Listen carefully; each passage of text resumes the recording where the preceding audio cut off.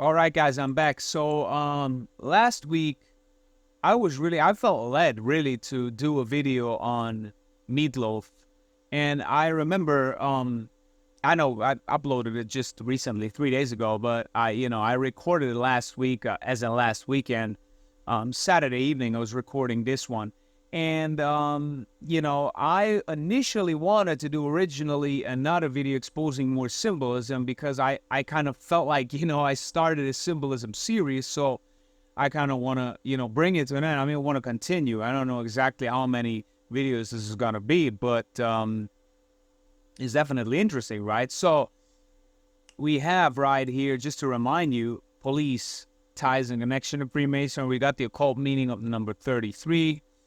We got unfruitful works of darkness, occult symbolism, and corporate logos. Part one and part two. So I figured, the next thing is gonna be something to that effect. And but I got sidetracked with meatloaf, and I felt a strong urge, and it was an answer prayer. And so today, I figured I am off work until Monday. Pretty much since Wednesday, I've been at home, and I did get some work done at home that I needed to do as well, and spend time with my family and Mary and everything. But at the same time, the second half of March is really, really busy for me. So I figured, why not, since I have the time, make a video this weekend. And so I figured I'm going to do another symbolism one, and I've been thinking about what to cover. And then I remember that there was something that I said as well in one of the old videos. I don't know anymore which one, but I mentioned it in one of my videos. It might have been in this one, in the Unfruitful Works, when did I upload this? 3 weeks ago. Yeah, that I will do a video. I'll make a video on symbolism in Central Intelligence Orders, right? Like the CIA, the FBI, and so on and so forth. And as I was doing some research, I gotta say I found a lot, and so that's what we're gonna cover today. So let's go immediately and start with this, because this is gonna be a meaty one. I don't know if I'm gonna finish everything in an hour. I hope so. But if not, and if I find more after we cover the main three ones, then there will be part two as well. But so let's start. We're gonna start with the CIA. Let's see from their website. As you can see, this is the CIA.gov website. In their own words, what their seal is and what it means to them, right? About the CIA seal. The CIA seal is a hallmark of original headquarters building lobby. The large granite seal, which measures 16 feet in diameter, has been the symbol of the CIA since February 17, 1950. This emblem is composed of the eagle, the shield, and the 16-point compass star. The eagle is our national bird and stands for strength and alertness. The 16-point compass star represents the convergence of intelligence data from around the world at a central point. The shield is the standard symbol of defense. U.S. policymakers' decisions that defend our country through the intelligence that we gather. This seal is one of the most identifiable symbols of the CIA, and it has appeared in many entertainment and documentary motion pictures. So that's pretty much what they give, and then there's the video there. Now, let's take a look at what the symbolism in reality means, because this is in their own words.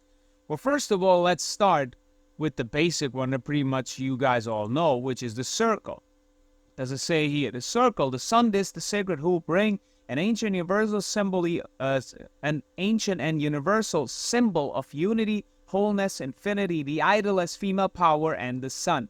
To earth-centered religions throughout history, as well as to many contemporary pagans, who represents feminine spirit force, cosmos, spiritual as Mother Earth, and a sacred space. Gnostic traditions link the unbroken circle to the world serpent, forming a circle as eats his own tail, and that is the Ouroboros. I already exposed that in one of the other videos, so we won't have to cover that one. Let's continue right here. What the eagle means. All right. Now, there's quite a few information on the eagle, as the eagle and the double-headed eagle in Freemasonry. In Scottish Rite Freemasonry has both as significance. So we're gonna look a little bit at both, and this is in their own words. So this is from Freemasonry, FreemasonInformation.com. Right. So let's see what they have to say about this symbol. More noble than the Roman eagle. What makes the Masonic apron so special? Aquila, better known in Masonic parlance as Roman eagle, was considered in ancient times to be a symbol of strength, courage, and immortality. The signa militaria of the Roman military under Gaius Marius, 104 BC, the war standard was made of silver and bronze and served more as a holy war relic than mere militaristic emblem of the Roman legions. Wells, in his Masonic short talk of 1915, says of the eagle that it was adopted by the Romans upon their banners in it. Signified magnanimity and fortitude, or as in the ancient sacred writings, swiftness and courage. In antiquity, the Romans were not the first to make use of the eagle as an emblem of war. As Wells cites, the Persians under Cyrus the Younger, second, I guess, had worn the eagle upon their spears as a standard. Oh no, this is, I thought it meant second, but this is just some, I guess, from the quote. I don't know. Yeah, I don't know exactly what these three eyes mean, but let's continue reading. It's a more modern parlance. France, Russia, Prussia, Germany, and the United States have each in turn adopted the eagle variously as national symbol of identity and adorning the U.S. dollar. Today, in a style reminiscent of its depiction on similar Roman coinage from when it was adopted into Western material culture. Albert Mackey, in his Encyclopedia of Freemasonry, which is excellent. If you can get your hands on it, you should definitely get it. If you're a researcher, if you like to expose this, I have the online version. There's actually an online version of it, but if you can find it at dollar store somewhere, at a used bookstore or some, I meant a used bookstore. If you can find it at a used bookstore, just definitely get it. I bet you can find it as well on Amazon or eBay. It's a good read. Now, in his Encyclopedia of Freemasonry, he says that of the eagle as a symbol of great antiquity, calling into reference Egyptian, Greek, Persian symbolism where the bird was sacred as sun. He says, and I quote, among the pagans, it was an emblem of Jupiter, and with the Druids, it was a symbol of their supreme god. In the scriptures, a distinguished reference is in many instances made to the eagle, especially do we find Moses in Exodus, 19:4, representing Jehovah, I think it's 19:4, as saying an allusion to the belief that this bird assists the feeble young in their flight by bearing them upon its own opinions. Ye have seen what I did unto the Egyptians. I think it's 19:4. Let's actually, let's jump in the Bible and see it for ourselves. Exodus 19. Let's see if that's what it is. Verse number 4. Yep. Ye have seen what I did unto the Egyptians, and how I bare you on eagle's wings, and brought you into unto myself. Right. Right, and it's actually, he is quoting the King James Bible. Ye have seen what I did unto the Egyptians, and how I bare you on eagle's wings, and brought you unto myself. Not less elevated was the symbolism on the eagle among the pagans. Thus Cicero, speaking of the myth of Ganymede, carried up to Job on the eagle's back, says that it teaches us that truly wise, irradiated by the shining light of virtue, become more and more like God, until by wisdom they are borne aloft and soar to him. Become more and more like God. Where do we see that in the Bible? Who wants to be like God? Well, let's take a little look-see here. That we also read a little bit in our Bible, which is, I believe, more important. We can expose some of these lies. Let's take a look at Isaiah 14. Let's read verse 12. How art thou fallen from heaven, O Lucifer, son of the morning? How art thou cut down to the ground, which didst weaken the nations? For thou hast said in thine heart, I will ascend into heaven, I will exalt my throne above the stars of God. I will sit also upon the mount of the congregation in the sides of the north. I will ascend above the heights of the clouds. I will be like the Most High. But look at what God says. Yet thou shalt be brought down to hell, to the sides of the pit. All right, so you say, well, this is the Old Testament. Well, let's read the New Testament. Let's take a look at 2 Thessalonians chapter 2.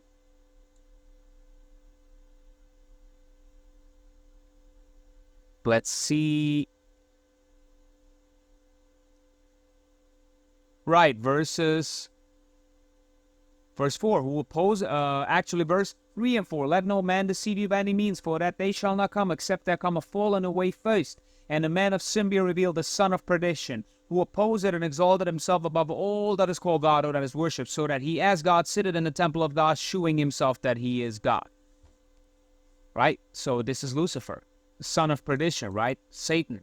Now, let's go back and read more of this article.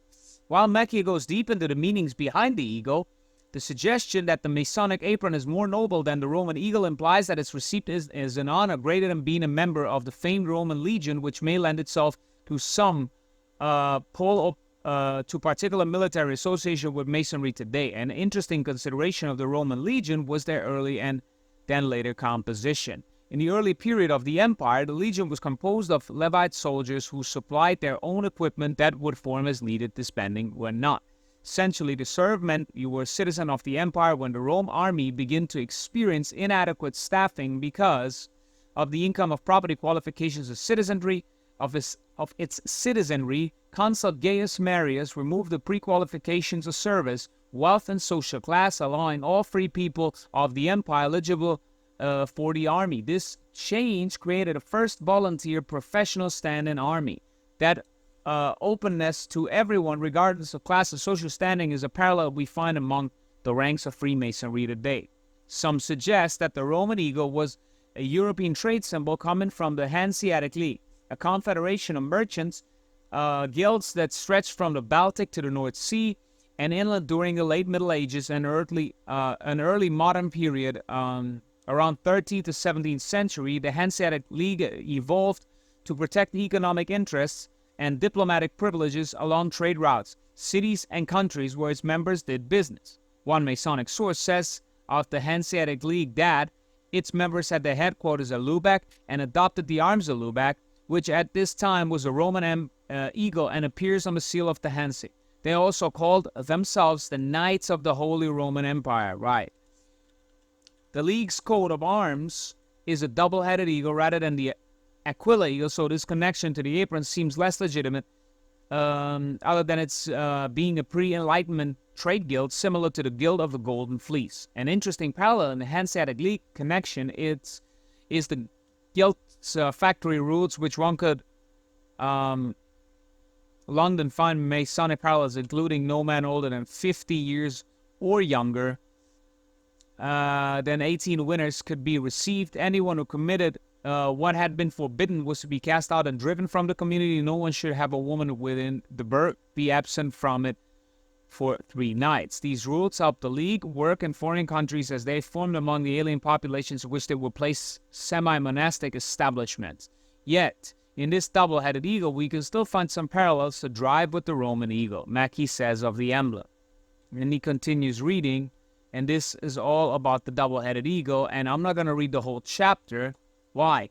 Because I have another blog on the Masonic eagle. Because I want you to get a little bit more different information than just from Mackey. But if you want to read the rest of the article for yourself, I will definitely link it up for you guys. For sure. Now, let me actually close these as we continue reading. It's just easier for me to navigate. And then let's go to some more stuff here. Where's the eagle? Give me 1 second here, right here.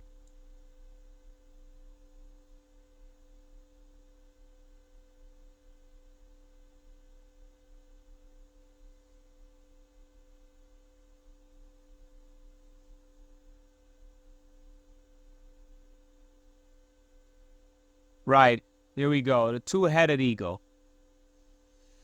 The two-headed eagle is theorized to originate from ancient Mesopotamia. It was a representation of Polycephalus, multi-headed beasts that were spoken of in legends and myths. Over the years, the symbol was continuously used in flags, engraved in metallic work, garment embroidery, and many other places.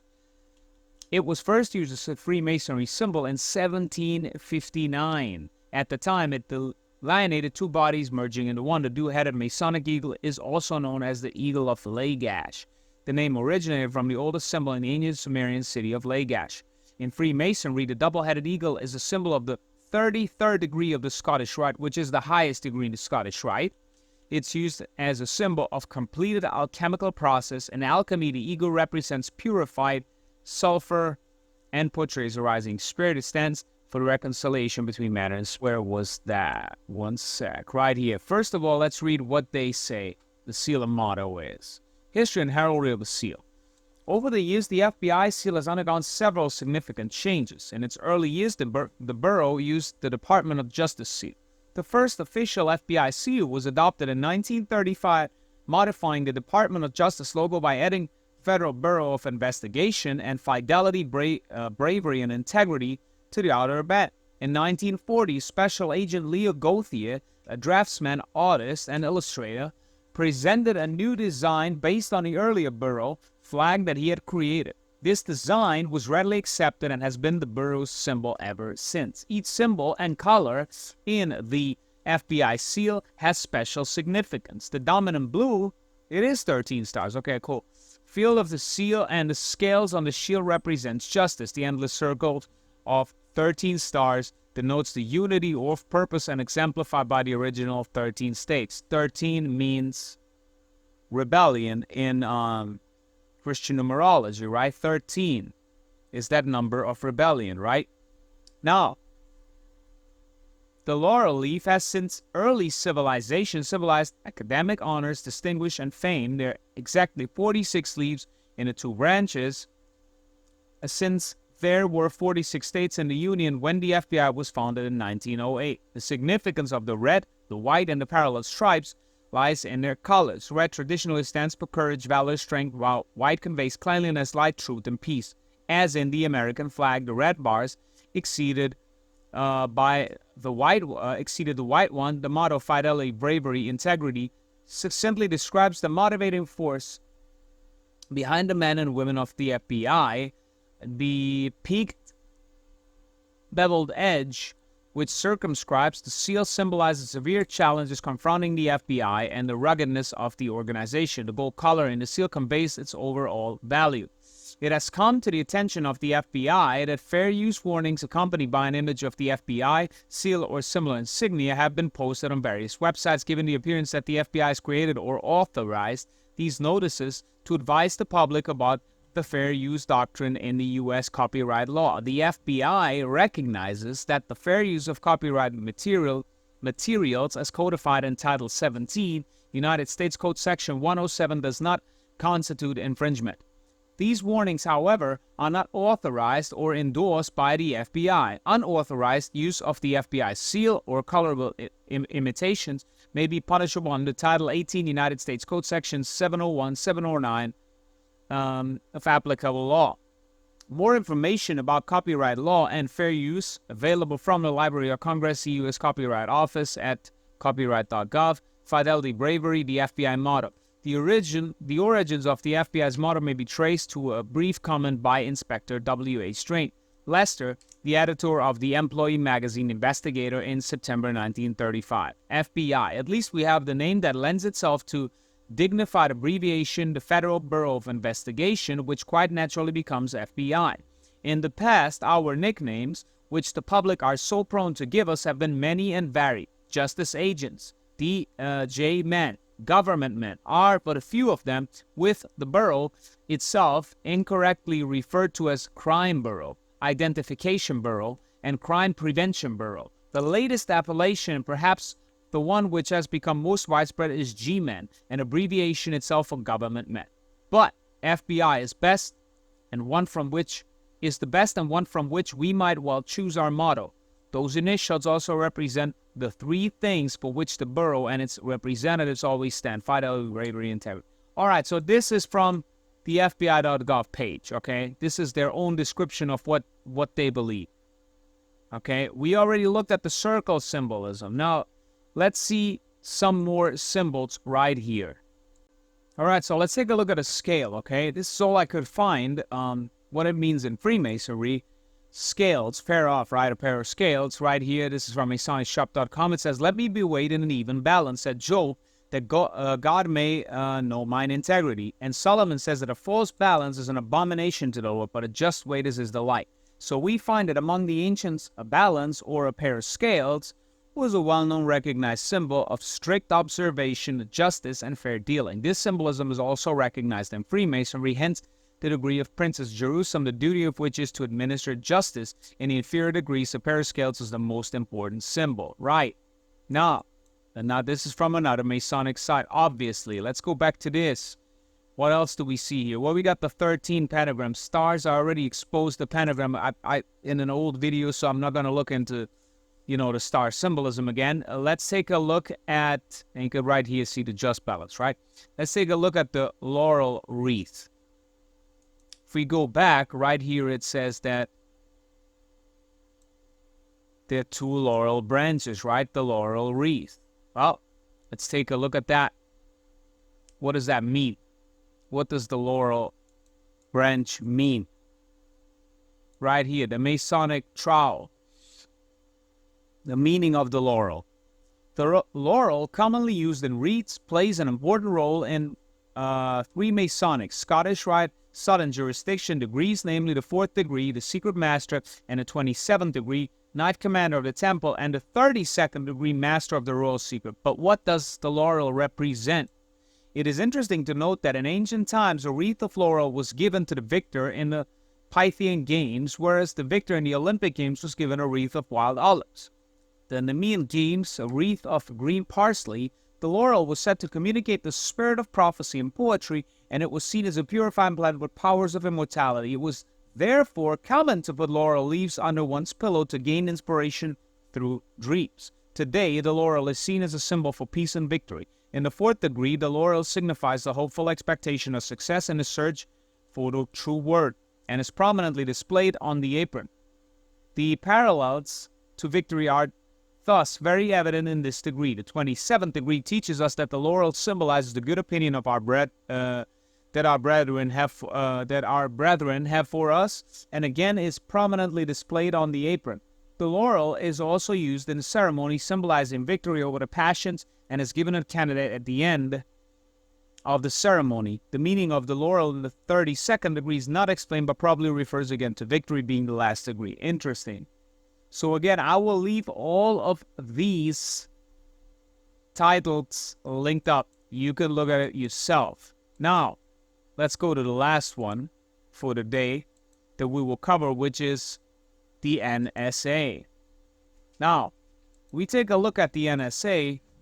Again, we're going to read in their own words what they explained this to be, and then we're going to take a look at the real symbolism. National Security Agency insignia. When the NSA was established, again, this is from the NSA.gov website, okay? In their own words. When the NSA was established in 1952, it had no emblem. The new organization simply used the Department of Defense emblem. William F. Friedman, the father of modern American cryptology, suggested to the director LTG Ralph Kanan in 1955 that there be a design competition for an NSA emblem, but the idea was not accepted. NSA adopted as its own emblem the first WHO in 1963. There is no information available as to the origin or design that the first emblem is. Its earliest note was used on the cover of the February 1963 newsletter. The second emblem, the one still in use today, first appeared in September 1966. The second emblem was designed under the instructions of L.T.G. Marshall Carter, who became director in June 1963. As the designer, Richard Nachman of the agency's graphic design branch recalls that he was summoned one day in 1965 to the director's office and asked to design a new emblem. Something unique was his only guidance. After researching the heraldry at the Library of Congress, he prepared a new emblem. LTG Carter approved it on the spot. There was no special announcement or ceremony for the new emblem. NSA first emblem, 1963.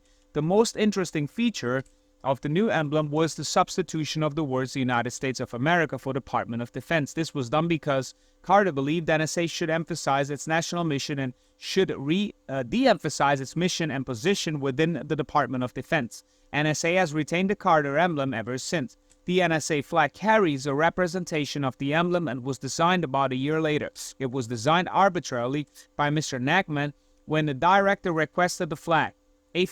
Apparently, no effort was made to imbue the flag with any special symbolism. According to Mr. Nachman, the final choice of colors for the NSA emblem was made for aesthetic reasons rather than symbolic ones. The particular combination shades of red, white, and blue look good together. However, these colors do carry heraldic meaning. White represents purity, blue stands for vigilance, perseverance, and justice, while red denotes valor.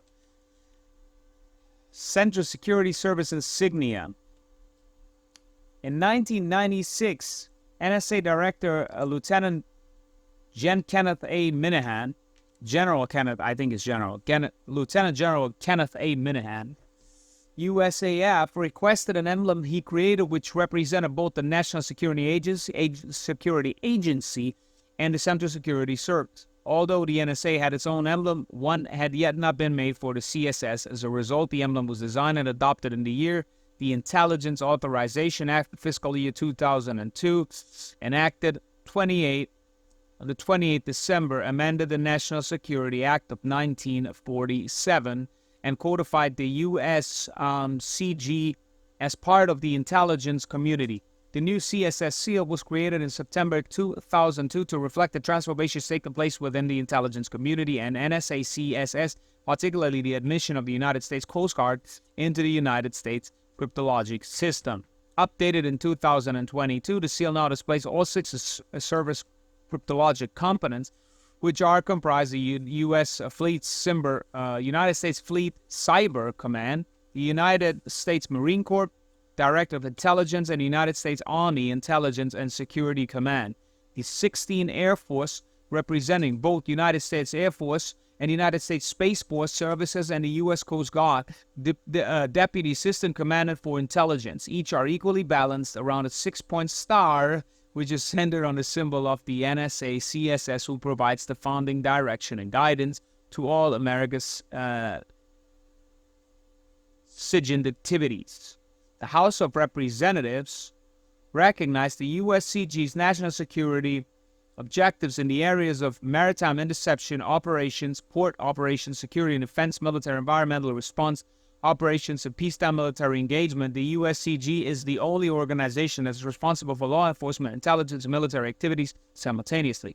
Section 10 of the authorization added the USCG as an element of the intelligence community and placed this organizational element on a par with those other armed services and agencies. Now, I'm not going to look into all of this. We already looked at right here the eagle. We looked at the circle symbolism more than once. We looked at the star symbolism. Now, what we're going to take a look at, some of the other symbolism right here, okay? We see the anchor symbolism and the ark, okay? The anchor is used a lot in Christian symbolism and has been adopted by Freemasons to have a similar meaning. Basically, it represents hope as well as peace against stormy weather. An anchor is used quite literally as a way of grounding a ship. Some way the symbol talks about living a life that is grounded in hope and peace. Now, do I have it right here? Let's take a look. If I have the anchor right here. Other Masonic symbols include the beehive, the acacia tree, the 47 problem of Euclid, the Ark of the Covenant, the anchor, cable toe, sheep, a corn gal, blazing star. Here's a resource explaining some less well-known Masonic symbols. Let's take a look at some of these. Let's see if I can find the anchor right here. There we go. The anchor and the ark. Lectures of Masonry, the anchor and the ark combine as symbols as well spent life. The anchor is a symbol of hope, and the ark, like Noah's boat, is a symbol of faith. This is Freemasonry for Dummies. All right, so we saw some of these other symbols, like the anchor. We just read that. And let's take a look at more symbolism. I'm not going to expose the star again. I already exposed that hexagram in the Dream Theater series, so make sure you catch up with some of that symbolism. You can watch it in the rest of my videos. Let's take a look at some of the things that I have not exposed. Let's take a look at the key symbolism. What does the key mean in Freemasonry? Now, the key. The key, says Dr. Oliver, Landmarks 1, page 180, is one of the most important symbols of Freemasonry. It bears the appearance of a common metal instrument confined to the performance of one simple act. But to the well-instructed brother beholds in it the symbol which teaches him to keep a tongue of good report and to abstain from the debasing vices of slander and defamation. Among the ancients, the key was a symbol of silence and circumspection. And thus, Sophocles alludes to it in the Oedipus Coloneus, line 105, where he makes the chorus speak of the golden key which had come upon the tongue of the ministering Hierophant in the mysteries of Eleusis Callimachus, says that the priestess of Ceres bore a key as the ensign of her mystic office.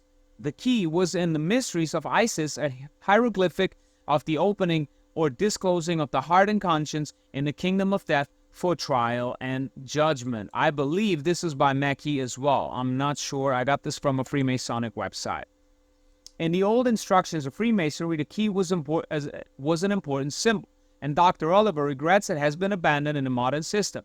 In the ceremonies of the first degree in the 18th century, allusion is made to a key by whose help the secrets of Freemasonry are to be obtained, which keys is said to hang and not to lie, because it is always to hang in a brother's defense, and not to lie to prejudge. It was said to hang by the thread of life at the entrance, and was closely connected with his heart, because the tongue ought to utter nothing but what the heart dictates. And finally, this key is described as being compassed of no metal but a tongue of good report. In the ceremonies of the false master's degree, in the Adonhiramite rite, we find this catechism in the Recuo Preciu, page 87. What do you conceal? All secrets which have been entrusted to me. This is one of the questions that they have to answer, right?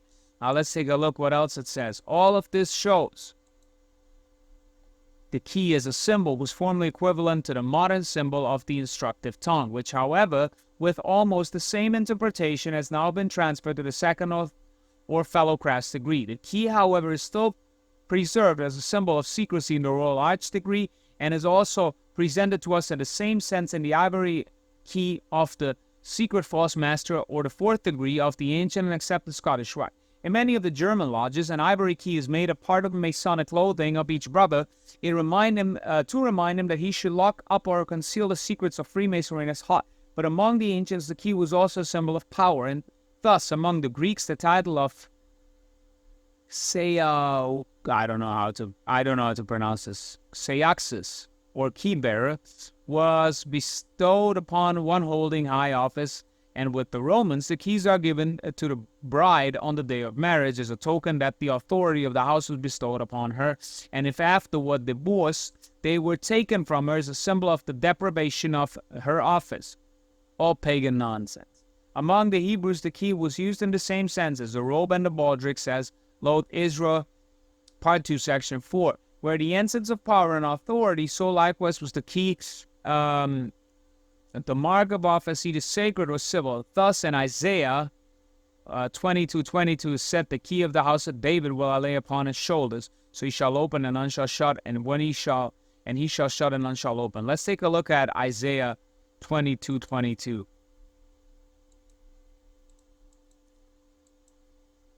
We were there earlier on. Let's just go head here to Isaiah chapter 22 and verse 22.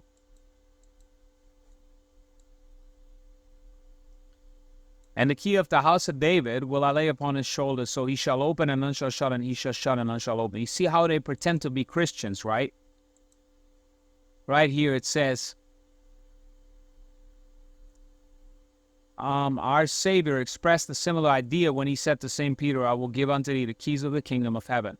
It is in references, interpretation of the symbol, and not that secrecy, that the key has been adopted as the official jewel of the treasure of the lodge, because he has the source of power under his command. They claim to be Christians, yet they have all these different symbols and all these secret rituals, and nothing more but deceivers, okay? Now, let's go and take a look at the colors. Right now we have the colors. We forgot to see that as well here with the with the FBI, which pretty much have the same colors, I believe. Let's take a look at the FBI logo. Right. It has red, and we will take a look at these colors as well. We take a look at the red, the white, the yellow. Let's take the blue. Let's take a look at the black. White, sorry. White is the symbol of purity. The reasons for adopting this conception being obvious, therefore Masonry is probably the color adopted for certain of the garments of investiture of a candidate. Let's take a look at blue. Blue is the supreme color of Masonry. First, because it's that color which among all those used in Masonry is the unquestioned Masonic possession of every Mason. The Royal Arch Mason may attempt to appropriate to himself the red. The imperfect master may feel himself the exclusive proprietor of the green and the black, and so on. But blue is acknowledged by every Mason to belong to us all, and no Mason, whatever his degree, questions the false master Mason's ownership of blue. Second, blue is the supreme color because it has, coupled with its universality, a place in symbolism which, both as regards importance of lessons taught and as regards legitimacy as a symbol, is second to that of no Masonic color. The use of blue in religious ceremonials and as a symbol comes to Masonry from many of the different peoples of antiquity.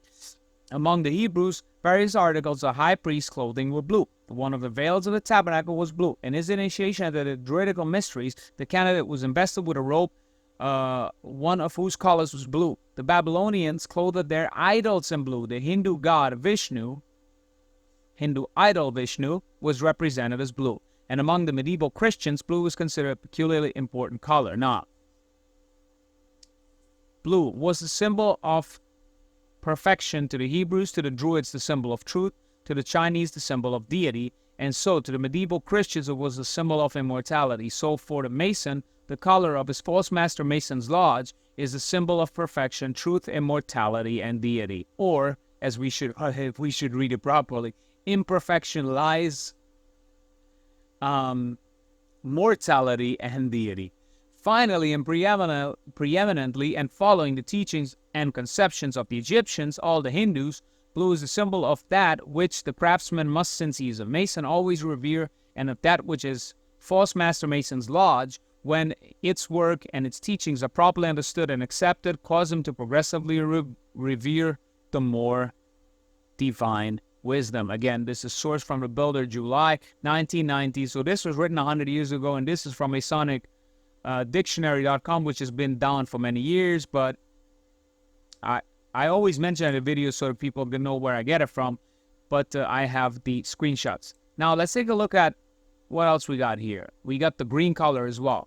Green, being the unchanging symbol of various evergreen trees, shrubs, and so forth, is in the symbolistic system of Masonry the color symbolic of unchanging immortality of all that is divine and true. This conception Masonry has received from the ancients, more particularly the Egyptians. For example, with the Egyptians, as noted above, the Ptah was pictured as having green flesh. Also, the idol as Pash, the divine preserver, and Thoth, the instructor of men in the sacred doctrines of truth, more like in the unsacred, in the non-sacred doctrines of lies, were both painted with green flesh. So the Mason, adhering once more, as he often does, to the conception of the Egyptians, chooses for his symbol the immortality of the soul, which he knows to be divine, and a true object, the acacia, whose color is unchanging green.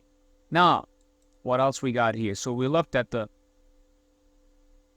green, we looked at the white, we looked at the blue. Let's take a look at the red color. Red is the color of fire, and fire was to the Egyptians a symbol of regeneration and the purification of souls. Hence, in a Masonic system, red is the symbol of regeneration. Thus, red is the color assigned to the Royal Arch degree, since that degree teaches the regeneration of light. Now, what else we have here? Let's take a look at yellow. Yellow was to the ancients the symbol of light. Though unemphasized and seemingly almost unrecognized in Masonry, yellow is nevertheless a true Masonic symbolic color, since it symbolizes to the Mason the great thing, to the finding of which his Masonic search is devoted, and to the source which his Masonic pathway leads the light of lies, because it is false enlightenment, right? That's why it's the light of lies, even though they say it's the light of truth. And again, you see all these disgusting symbolic symbolisms and all that, and we looked at the colors. Now we looked here as well at blue, at red, and white.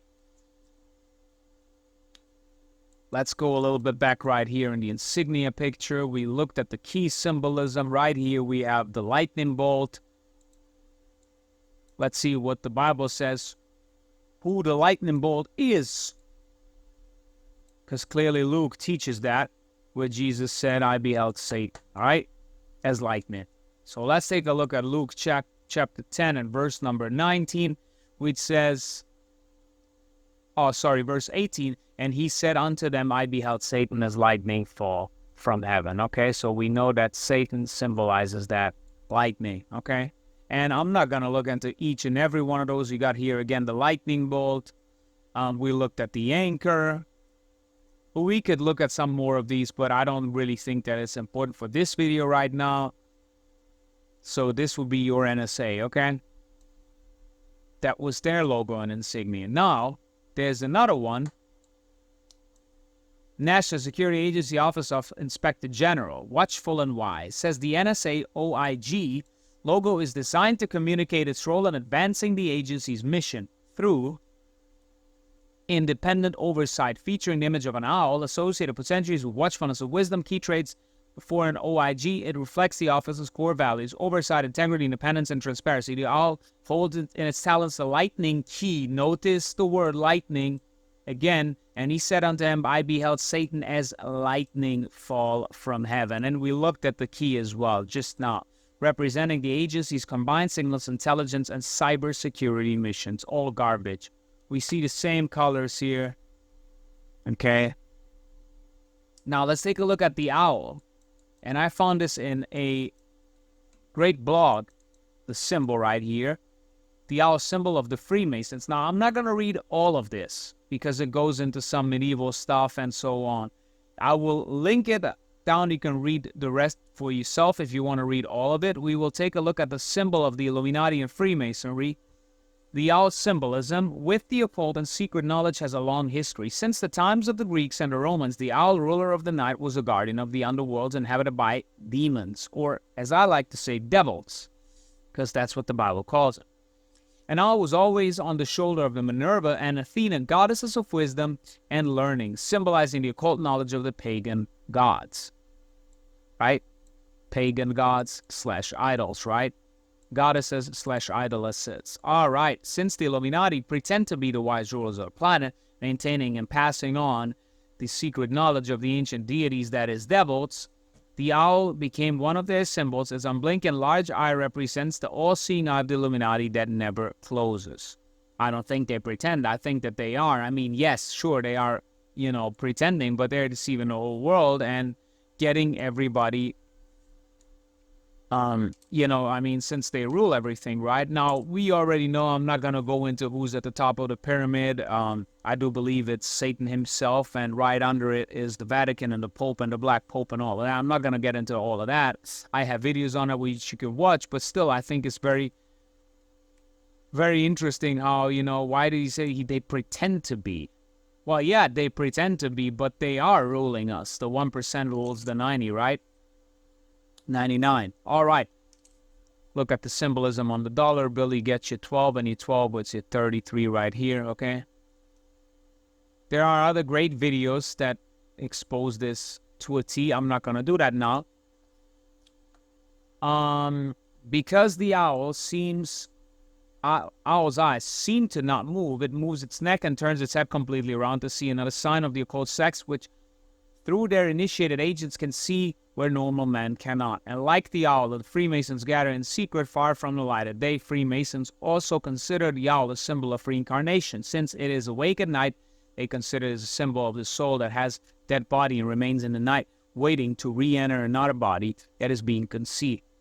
For them, the owl symbolizes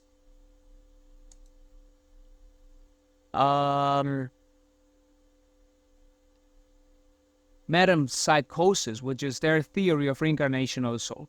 Thus, the old owl from our nursery tales acquires a more sinister aspect. As some of the reasons why I told my friend that most probably the owner of that pleasant Spanish-style house we visited was a Freemason. Now, he's speaking here of this, I don't know exactly what. I have not really read this before, the whole thing. Nevertheless, I will put this in the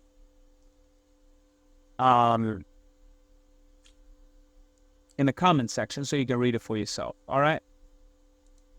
And finally, let's see some more symbols. Right here, we have 32 Masonic symbols and what they mean. It says Freemasonry is a system of morality veiled in allegory and illustrated by symbols. Today we're taking a closer look at the most recognized Masonic symbols, 32 to be exact, and give an explanation of what they mean and represent. This will be a very specific long read, but it says if you're looking to know more about certain specific Masonic symbol, you can use the table of contents provided below to find what you're looking for. Click on button. All right.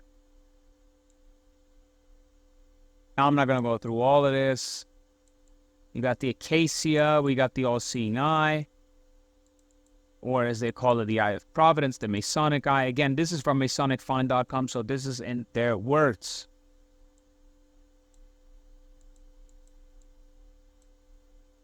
Let's take a look at the square and the compasses. Are one of the most recognized Freemasonry symbols. Its origin is traceable back to the Middle Ages from the stonemason's guild. The square and masonry symbolize morality and essence of the golden rule. To deal with someone squarely refers to treating the person the way we want to be treated.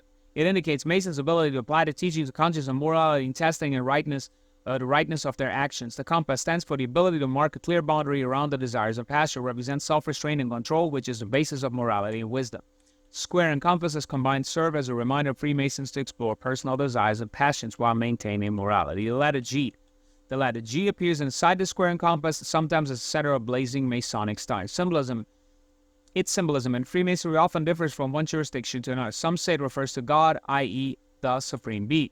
Others articulate its meaning to geometry, the study of the order, numbers, and mathematics, the sciences in general. And some lodges believe it stands for gnosis, the understanding of spiritual mysteries, which is a central part of the craft. Some Masons link the meaning of the letter G to Hebrew. In ancient Hebrew, the letter G had a similar numeric value of 3. In history, number 3 was used severally when referring to God as teacher. So on and so forth. I'm not going to look at all of them. We did see this, though, right in the FBI insignia, FBI logo. Let's actually take a look at it one more time. You can see it's right here. Okay.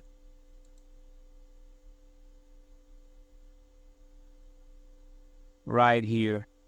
In the circle right here, as you can see, is the Masonic blazing star. Okay. Is said to represent the peak of a person's Masonic journey. Symbolism in the craft has more than one meaning. First, the Masonic blazing star represents God, the highest being who shines his light upon us, making us better people in society. It also reminds Masons of God's omnipresent nature, indicating that he is with us regardless of where we are. Second, the Masonic blazing star represents the sun, which casts its rays upon the earth, giving everlasting life. Some ancient religions worship the sun, right? Third, it represents the Star of Bethlehem, which guided the 3 wise men to baby Jesus. In the Freemason laws, the Masonic blazing star leads members on a spiritual path to meet the supreme being. Fourth, it stands for prudence, the quality of being wise. Prudence guides Masons in living a life full of wisdom. Except we know that their light is Lucifer. Therefore, since Lucifer is counterfeiting pretty much everything, again, notice this. Let's reread this again, folks. I will ascend above the heights of the clouds. I will be like the Most High. This is not Jesus. This is Lucifer, okay? Then we have the apron, the Masonic lambskin apron, symbol of Freemason, embodies innocence, purity, commitment to Masonic ideals, made from white lambskin, signifies a new member's entrance into the brotherhood and serves as a reminder of the dedication for living a virtuous, honorable life. The apron worn during Masonic ceremony symbolizes the wearer's ongoing journey towards personal and ethical improvement. It's a visual representation of the Mason's promise to uphold core values, brotherhood, charity, and truth throughout their life. Here, the anchor and the ark. We already looked at the ark, the anchor, but here's another one. Let's read this as well. The anchor and the ark in Freemasonry is a symbol of hope and peace against life's challenges. The symbol was discovered in catacombs in Rome. It's believed that the person who lived in the tomb rested in a peaceful place. Using an anchor to represent hope is said to originate from Paul Apostle in the book of Hebrews, Hebrews 6:19, which hope we have as an anchor of the soul, both sure and steadfast and entered into that within the veil. This is the King James Bible that they're using. At the time, Christians were facing a lot of challenges, persecution. Those who managed to make it to the end were grateful. The anchor gave them hope to keep on going despite the challenges faced. That is why it's carved in their tombs. The ark, which was a ship in the Bible, represents the journey of life. According to the Masonic third degree, the two symbols combined offer reassurance to Masons that the divine ark will surpass stormy weather, bring them to a place of rest free from worldly wickedness. Garbage. Masonic shoe.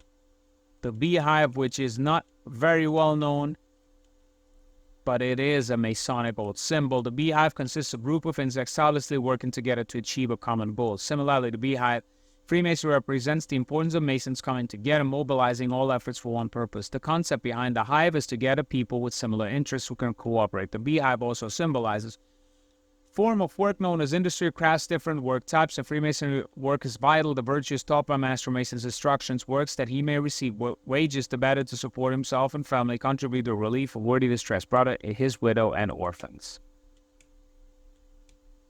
Sheaf corn. 47 problem on Euclid. Masonic pavement.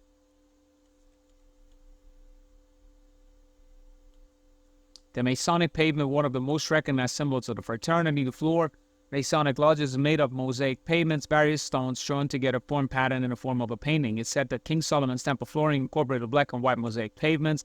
Mosaic pavement designs in Freemasonry can be traced to the 18th century. At the time, most furniture was made from these. The pavement symbolized a bond uniting all members. You can see right here the trestle board, right? According to French Masons, the mosaic pavement educates members that they were once part of fraternity to bond people together. Hence, the pre-existing bonds should be maintained and strengthened. Is also a symbol of care and providence. Masons are taught as pillar of comfort and blessings, which shows a remembrance, the importance of relying on the divine providence of God. You can see here the trestle board, which is also you can see the skull and bones here, by the way, 322, which is also the checkerboard. It says right here, in some Masonic jurisdictions, trestle boards are referred to trade symbols. Some Masons, however, reject the notion that two are similar. Trestle board is a typical framework made of three vertical, horizontal, slanted cross pieces. Trestle boards are designed with master workmen. The outline plans of what needs to be done is similar to a blueprint. Operative Masons that use trestle boards purely to lay down the plans of a building before executing it. When Freemasons evolved from being operative stone masons, trestle board remained as Masonic symbol speculative realm. Today, it represents an ideal. It refers to the plan a Mason has for his life, also stands for a blueprint to improve current conditions. For example, Masons believe that the enlightenment can pull people out of the miserable conditions they are facing. We got the black and the white. You see, that is the duality they teach. Again, white is the symbol of purity. Reasons for adopting this conception is being obvious. Therefore, Masonry is properly the color adopted for certain of the garments of vesture of a candidate. Black, from the remotest antiquity, has been a symbol of grief and such a significance to the Mason. We looked at the two-headed eagle already. Got the Masonic pillars, right? Boaz and Jachin. The two pillars are constructed at the entrance of Masonic lodges. In the Bible, two pillars known as Boaz and Jachin stood at the porch of Solomon's temple. Boaz was left hand, which meant in him is strength. The right hand pillar, Jachin, means he establishes. In Freemason, the two pillars symbolize opposite pairs. Wilmenhurst, whatever, describe opposites as good and evil, light and darkness, active and passive, positive and negative, yes and no, outside and inside. Man and woman Mason are taught how to create a balance between their own thoughts, external actions. Brother C.W. Ledbetter states that in a harmonious working of these two laws, a man may attain stability and strength required to reach the circle within which a Master Mason cannot earn. Master Mason cannot earn. It also represents life and death, which are total opposites. Masons believe that death is a necessity to extinguish that which is old and withering. This creates room for germinating young ideas and principles, and so on and so forth. Got the hourglass, scythe, the level, the Masonic keystone, point within a circle, target anyone, so pop. All right, let's take a look at Target. Right. Case in point. Wow.